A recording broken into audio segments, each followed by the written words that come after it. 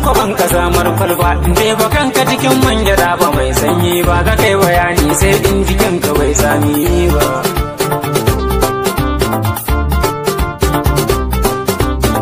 Bija na ce mata wannan uban ciki tulaki kamar kabilun nan masu sai da garin kwaki da a yankari ne ta yi kyau da matar gwanki amma ban ce mata kogon ta mai zubin kura.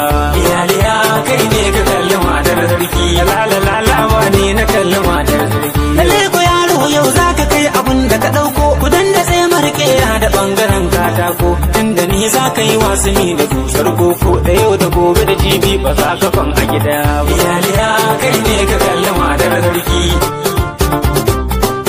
Ko ga gasa akwai ba bayanin wani da kai tun baya ka sani a fushi bayi manta zanen ƙwarya yanzu zane jikar da za ta zamge magarya in ya gale da ko da biredi bai daɗi ba.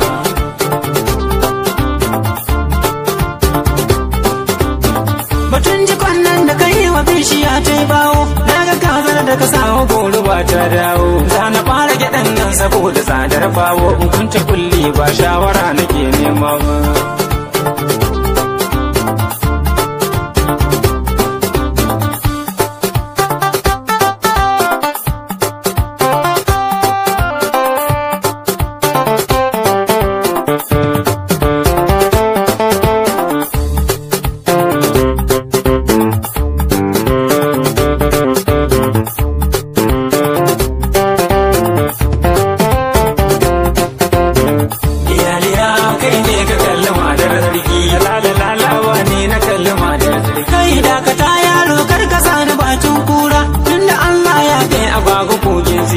Dakata da batun nan da Allah can zo hira ni shugaba ne ai ba fada nake nema ba. Iyaliya kai ne ka kalli matar sarki lalala ne na kalli matar sarki.